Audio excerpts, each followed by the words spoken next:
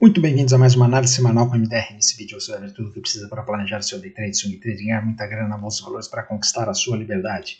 E será o pulo do gato morto? O mercado americano mandou um sinal muito feio de acionamento daquela bandeira de baixa pelo gráfico diário, tá? SP500, Nasdaq e tudo mais. Então, realmente pode ser só um pulo do gato morto, né? Aquela reação que ele tinha feito, que o mercado tinha feito, a minha expectativa, inclusive, era a de teste do topo, mas o mercado demonstrou uma fraqueza e virou para baixo na sexta-feira, né? Nós estamos, inclusive, até aqui no fim de semana, estou operando aqui o Bitcoin, Ethereum, estão também virados para baixo, né? Tem venda neles. Então, assim, o mercado está dando uma pesada e provavelmente já na expectativa das tarifas aí dessa semana. Então essa semana pode ser uma semana, com certeza será uma semana bem volátil, mas pode ser uma semana dramática de perda de fundo do SP500. Nós vamos ver isso daí nos gráficos, tá bom? E falando do Brasil, não aconteceu praticamente nada. Então, tanto o dólar quanto o índice ficaram no mesmo lugar ali, né? Um candle pequeno, praticamente não deu para fazer nada a semana inteira.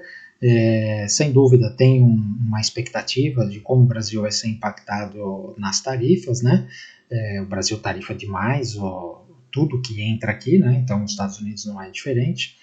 Então pode ter um impacto pesado aí de tarifação dos Estados Unidos e acho que o mercado está nessa expectativa.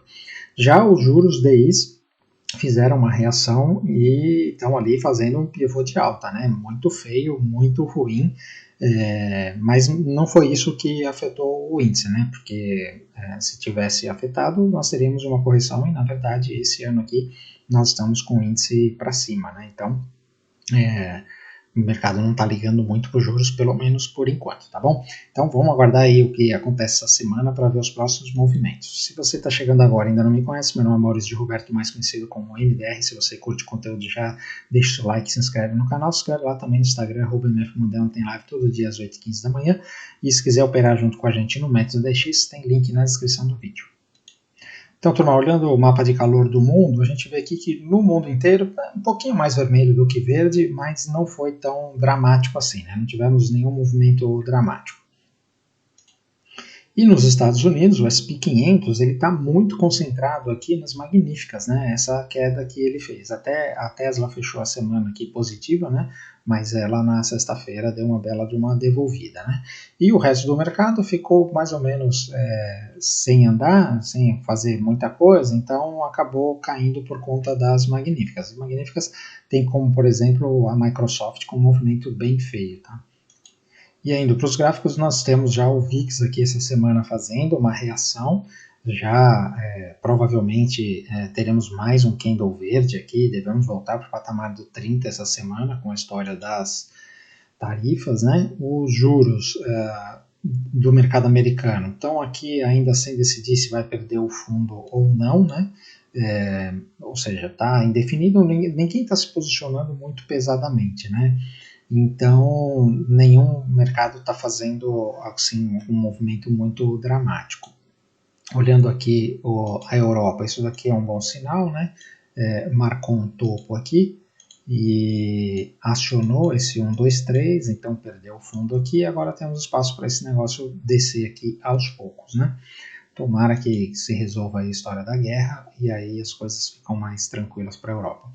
Agora aqui a estrela aqui do vídeo, né? O SP500, veja que ele tinha marcado aqui esse 1, 2, 3, abriu a semana aqui, estava subindo, tudo ok, né? Chegou aqui, a minha expectativa era que ele viesse pelo menos até os 6.000, né? Ele chegou nos 5.800 e virou para baixo aqui no final da semana, né? Então, principalmente sexta-feira, fez um movimento bem feio. Vou mostrar aqui pelo gráfico diário. E essa daqui é a preocupação, né? Eu tinha essa preocupação, apesar de achar que ele ia fazer o teste do topo, desde o primeiro momento eu falei que isso daqui poderia ser uma bandeira de baixa. E essa bandeira foi acionada com uma barra muito feia na sexta-feira, né? Tanto no SP500 quanto na Nasdaq. Veja que a Nasdaq foi até mais feia aqui, fechando na mínima, né, e abaixo dessas sombras aqui, né, abaixo desses fechamentos, né, aqui no mesmo patamar das sombras, no mesmo patamar da última retração de Fibonacci. Então isso aqui está com muita cara de vir mais queda, né? Vou aqui voltar para o gráfico semanal aqui da Nasdaq, né? Veja que é aqui uma engolfada, né, feia, e está com cara de que nós vamos pelo menos vir até aqui os 18 mil, talvez vir aqui testar esse fundo, né? Então, se não acontecer alguma coisa realmente muito radical essa semana, nós podemos esperar mais quedas aqui, né? Quando a gente olha aqui o Dow Jones, também engolfou aquela alta da semana passada, né? Não chegou a fazer um movimento tão feio de perder esse fundo aqui, como a Nasdaq, né? Mas também está longe de ser bonito, né? Ele tem um pouco mais de força, pode se segurar aqui, né? E aí eu quero mostrar uma coisa para vocês que é um potencial ombro, cabeça, ombro aqui de correção, que é aquilo que eu tinha falado que nós poderíamos ter, que nós provavelmente teremos ao longo de 2025 uma correção maior, né, para vir testar topos anteriores no S&P 500 e na Nasdaq principalmente. Eu vou mostrar aqui uma correlação que deixa isso daí interessante. Olha aqui, turma, isso daqui ele mostra mais ou menos a força do mercado entre, estou dividindo a Nasdaq pelo Dow Jones, tá? Então, o que acontece? Quando o mercado está eufórico, né, a Nasdaq ela anda bem mais forte que o Dow Jones. O Dow Jones é mais lento, né? Então, o que acontece? Esse gráfico aqui, quando você divide um pelo outro, aqui é a proporção de quantas vezes o Dow Jones, a Nasdaq anda mais rápido que o Dow Jones, né? Então, você normalmente tem uma grande tendência de alta. E quando o mercado vai corrigir, o que acontece? Você tem, no caso aqui, nós estamos aqui com uma configuração de ombro, cabeça, ombro, né? Isso daqui as pessoas têm dificuldade porque fica meio torto, né? Mas o pescoço está aqui muito claro, né? Então, se perder aqui, significa que a Nasdaq vai cair mais rápido, começa a cair mais rápido que o Dow Jones. E é por isso que eu estou preocupado com as magníficas, né? Então, quando a gente vê aqui o que aconteceu, veja um desenho muito parecido aqui em 2022, né? Nós também vínhamos aqui numa tendência de alta, estava tudo bem, né? Aí fez uma correção, tentou romper o topo aqui, aí perdeu a força, voltou aqui para testar essa linha, veio, fez um topo mais baixo, né? Assim como aqui, e pum, perdeu aqui. Depois até fez um pullback e passou o resto do ano aqui, depois só em 2023 aqui retomou a tendência, né? Então isso daqui é um alerta, né? Que se nós perdermos esses fundos aí, provavelmente nós vamos ter uma correção por mais tempo, né? Então, aqui só olhando aqui, tá vendo? Desde 2009, né? Veja como a Nasdaq anda mais rápido que o Dow Jones. Isso aqui é o normal do mercado quando o mercado está numa tendência, né? Então, só essa curiosidade aí para vocês, tá bom? Olhando aqui agora o Russell 2000, nós também tivemos aqui uma barra feia, né? Não chegou a perder fundo, mas não está muito legal. Olhando agora a Alemanha, fechou aqui uma barra feia também, mas ainda nós temos nem essa linha de tendência ele perdeu, né? Mas nós podemos ter mais correções aqui. Está no topo histórico, então assim, uma correção para vir aqui testar os 20 mil pontos não seria de se espantar. O Reino Unido até que está se segurando bem, a França já está com cara que vai vir fazer uma correção, está com cara aqui que vai vir fazer uma correção, né? Está aqui perdendo esse fundo aqui, ele tem tudo para vir testar essa linha de tendência aqui, né? Então tem bastante espaço aqui para operar vendido na França, né? Olhando aqui o Oriente, nós temos a China que está com dificuldade, ainda pode ser um pullback aqui nesse topo rompido, né? Você vê que não está conseguindo reagir, né? Mas também não está caindo muito, né? Então, ok. O Japão continua aqui nessa consolidação, mas essa figura aqui do Japão, quando você olha no longo prazo aqui, nós temos um cenário aqui meio estranho, né? Se ela perder essa linha de tendência aqui, nós podemos abrir uma correção forte aqui no Japão também, tá? Nos mercados emergentes, continuam na mesma. O nosso EWZ formou aqui um topo agora no gráfico semanal, né? Então, se perder esse fundo aqui, nós temos mais queda, e vocês vão ver que pelo nosso dólar e o índice, esse EWZ aqui não está muito alinhado, mas a questão é o que manda mais, né? O EWZ ou o dólar e o índice, né? Então, O EWZ é o consenso do mercado internacional sobre o mercado brasileiro, né?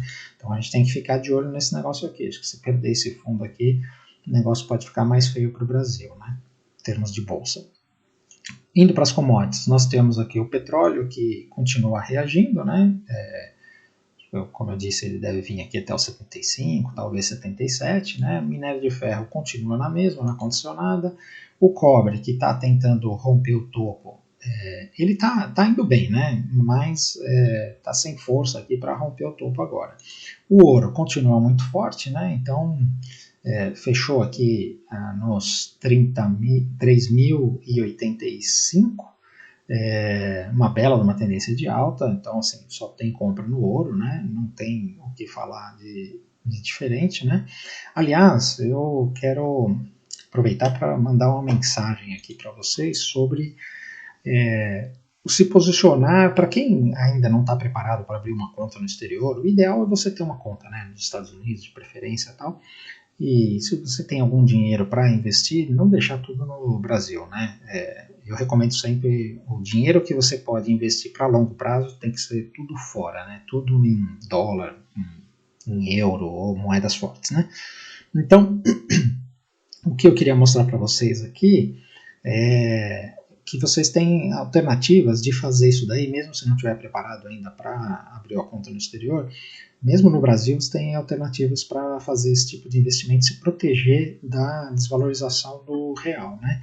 Então, veja aqui, eu vou mostrar para vocês o ouro, voltando aqui no gráfico. Veja essa última pernada aqui do ouro, né? Essa pernada aqui, ó, foi aqui em 2024, né, que nós fizemos rompimento, acabou fazendo rompimento aqui em março, abril, né? Então, nesse rompimento, nós tivemos aqui uma pernada que andou 47%, né? É bastante coisa, né? Você vê que 47% em questão aqui de um ano, né? É um belo de um retorno sobre o capital. E aí, eu vou mostrar para vocês aqui a alternativa disso daqui no Brasil, né? Que é aqui o Gold 11, né? Que é o ETF de ouro que você pode investir no Brasil. Então, pegando esse mesmo período aqui deste rompimento, né, que nós tivemos aqui, olha, em março de 24, né? Então, falando aqui de um ano, lá nos Estados Unidos, em dólar, o ouro se valorizou 47%, né, que eu tinha falado. E aqui, em real, ele valorizou quase 70% já, né? Aliás, fez um belo rompimento, uma bela de uma barra essa semana, né? Estamos posicionados lá na carteira VIP nesse ouro aqui, estamos falando dele faz tempo, né? Então, o porquê que o ouro contra o real andou 70% e o ouro contra o dólar andou menos de 50%? É simplesmente porque o real se desvaloriza em relação ao dólar, porque o Brasil tem mais inflação que os Estados Unidos. Então, qualquer ativo que você comprar, você tem, por exemplo, o IVVB11, né, que é o SP500, o ETF do SP500 no Brasil, tem esse mesmo efeito, né? No longo prazo, talvez até em períodos de curto prazo, e veja que o dólar deu uma arrefecida, né? O dólar contra o real no Brasil chegou a passar dos 6, né? E agora está entre 5,70, 5,80. Então, assim, se o dólar continuasse naquele ritmo, a gente subiu demais os juros, então o dólar deu uma arrefecida. Mas se a gente continuasse, e a tendência é ele voltar para 6, passar os 6 e para 7 e tal, né? Então, quando você pega isso daí no longo prazo, você precisa proteger o seu capital. Então, tem duas mensagens aqui. Uma, se você não está fazendo isso, veja como fica evidente a vulnerabilidade do seu capital em real, no longo prazo, né? E a oportunidade de você fazer investimento e proteger o seu capital aí de longo prazo, né? Para investimentos aí, principalmente para aposentadoria ou para a herança dos seus filhos, né? Lembre-se disso. Então, voltando aqui para a prata, veja que ela fez uma semana boa, né? Está prestes a romper aqui o 35. Se romper esse 35, não pode perder esse trade, tá? Ajeita aí onde é que você vai fazer o stop, quem tiver condição de fazer essa operação, né? Indo para as moedas, nós temos o DXY, que está 3 semanas aqui parado no mesmo lugar. O Bitcoin, como eu disse, olha só, ele está acionando essa bandeira de baixa aqui, né? O Bitcoin ele roda no fim de semana também, né? Então o gráfico fica até um pouco diferente, mas veja que, como no gráfico diário, nós tínhamos desenhado essa bandeira de baixa, né?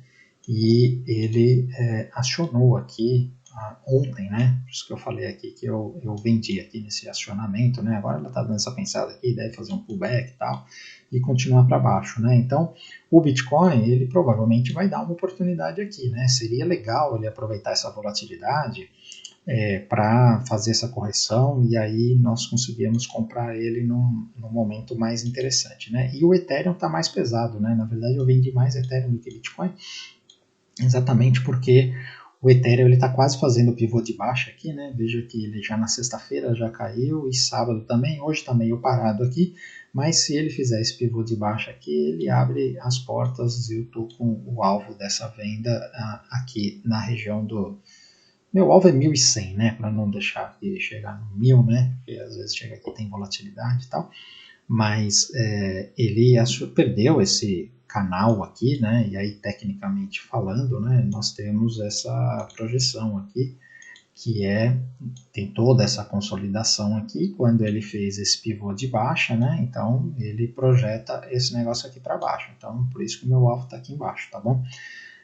Tecnicamente é isso daqui que estamos fazendo. Seguindo agora para as magníficas, nós temos aqui a Apple. Veja como todas elas, deixa eu colocar aqui no semanal, veja como todas elas ficaram meio, até a Apple abriu com gap de alta, tentou subir aqui e fechou aqui com um candle meio estranho, né? Mas uma das piores aqui é a Microsoft, né? Porque a Microsoft já tinha feito aqui dentro dessa consolidação um topo mais baixo e agora estava disputando aqui essa região e fez uma barra feia aqui, engolfando as duas últimas semanas e fechando na mínima, né? Ou seja, perdendo aqui o fundo dessa semana, tem mais venda aqui em Microsoft, aí a gente, se realmente acionar isso daqui, aí nós temos que traçar um Fibonacci aqui dessa perna e ver até onde esse negócio pode ir. Pode ver que ele já está aqui na primeira retração de Fibonacci, né? Então o próximo alvo é aqui no 50% de Fibo, até que coincide aqui com esses topos anteriores, né? Tem bastante motivo para ela vir aqui nos 340, né? Então, ou seja, a Microsoft pode contribuir para a queda do mercado, né? A Amazon, que já está aqui nas regiões de retração, se ela perder esse fundo aqui, ela pode vir aqui para os 150, né? Não sei se vai perder ou não, né? Mas com a volatilidade que nós vamos ter, pode acontecer. O Google também fez uma barra bem feia, se ele perder esse fundo aqui, ele vem para outras regiões, daqui para a gente fazer a mesma coisa que fizemos com o Microsoft, né? Então, pegamos aqui, veja como as retrações coincidem aqui com os topos anteriores, tal. Então ele pode vir facilmente aqui no 145, talvez até no 130, né? Fica ruim, né? A Meta, que é a mais forte, também, se ela perder aqui esses fundos, essa média, ela volta aqui para a região dos 450.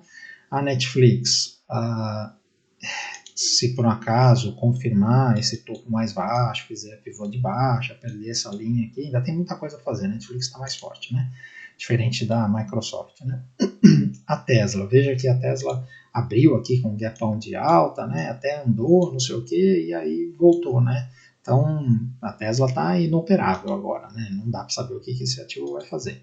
E a Nvidia também está ficando meio preocupante, né? Porque nós temos aqui um arredondamento aqui de topo, né?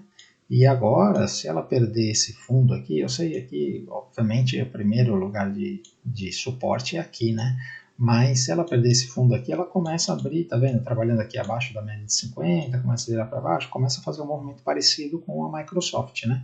Então, pode ser que o mercado comece uma correção, tá bom? Temos que estar preparados para isso. Então, estamos numa semana decisiva essa semana aqui, tá bom? Então, agora encerramos aqui o internacional, vamos ver o Brasil. Como eu disse lá na abertura do vídeo, né? Olha só, estamos fazendo aqui um pivô de alta aqui, né? Então, esse rompimento aqui dos 15 é muito importante, o juros pode voltar aqui para cima dos 16, lembrando, né? Selic 14,25, com promessa aí de subir mais ainda, e aqui é o juros futuro, né? Isso daqui é os juros que realmente o governo está conseguindo vender os seus títulos, né? Pagando mais do que a Selic, esse é o padrão, né? O O Ibov, veja que não aconteceu nada essa semana, então está bem indefinido, né? Eu achei que ele podia vir direto aqui para testar esse topo, mas demonstrou fraqueza essa semana. Vamos ver o que acontece agora, né? O índice, ele está aqui numa bandeira de alta, né? Então, se ele romper aqui o topo, não tem a menor dúvida que tem compra, tá bom? Tem espaço para andar.